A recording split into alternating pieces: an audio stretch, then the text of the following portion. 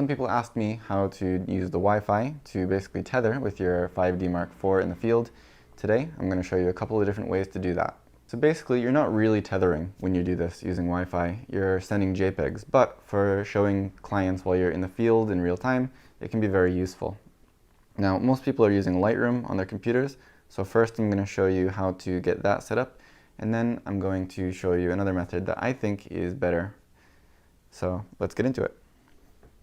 First, on your Mark IV, you're going to want to go into the menu, and in the wrench page, it's on number 4, Communication Settings. Click on that and you go to Built-in Wireless Settings. Make sure your Wi-Fi is enabled and choose Wi-Fi Function.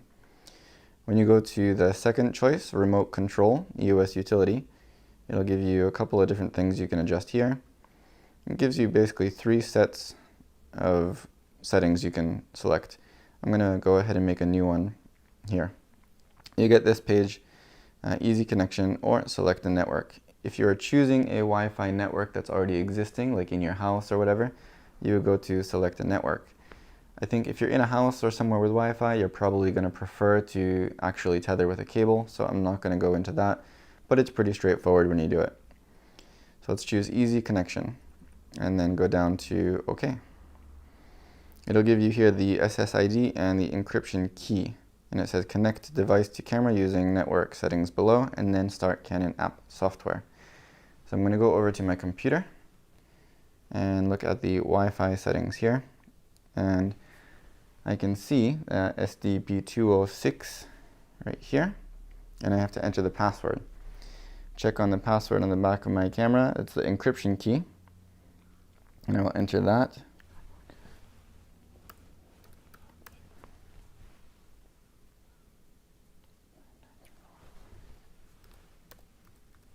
And click Join. It'll take a second to connect. So once you get that, you're going to go back to your camera and click, it'll say Start Pairing Devices. Click OK. Now it'll say EOS blah blah blah pairing connection with the computer in progress. Start EOS utility on the computer. So we're going to do just that. Double click on EOS utility and click Pairing over Wi-Fi. You'll see your camera here. Just click Connect, and it tells you to check the camera LCD monitor and complete the network settings. So if you look back at the camera, you will see that it says your PC is found, connect to the PC, click OK. And now you're all set. And automatically the your EOS Utility 3 will open back on the computer here. So I'm going to close this folder. You can see that it's open here with all my settings and everything. What you're going to want to do is check this little folder here, and you can set where it's going to save the pictures to. So I've set up a folder on my desktop that I will use for now, and I've unclicked create a subfolder. And then there's some more settings you can mess with, but for now I'm going to leave that as it is. At this level, if you shoot, it will show up through this program. But if you're wanting to use Lightroom, I'm going to go ahead and open Lightroom.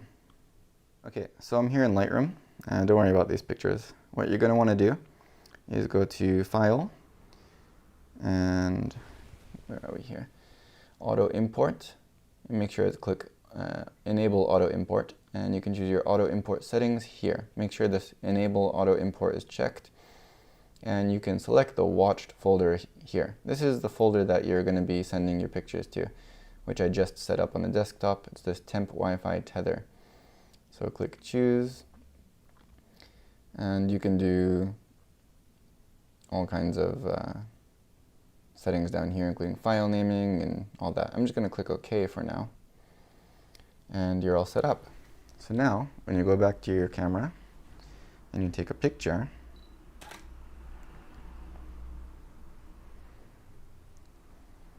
first time you do it, it will pop up here in DPP. You can just go ahead and close that, and you'll see that it did also show up in Lightroom. So if you've closed DPP from the second time you take a picture, you don't have to worry about DPP opening back up again. And you'll see, I lied, it popped up again. This did not happen to me before. So let's just ignore DPP for now. So you'll see it pops up in Lightroom here. I'm going to take one more picture.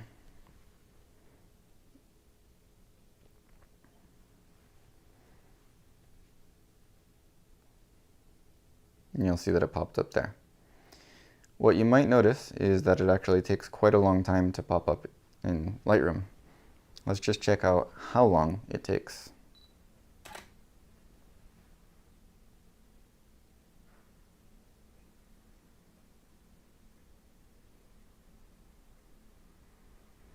So that's pretty long. If you're used to tethering by cable, it's definitely longer than that, depending on what camera you're using and how big the files are, but it's long. But it does work, so you can go into your develop module here and do whatever you want with these files. And you can see all the information and everything like that. And zoom in, and they're high res, so it's fine for previewing images. It just takes a little while. The better way to do this, or I should say the faster way, in my opinion, is using the Canon's mobile app. And I'll show you how to do that right now. Alright, so I'm going to show you how to use this Wi-Fi tethering feature with your iPad. And this can be used with any smart device, whatever. So you'll see almost immediately what the benefit of this would be.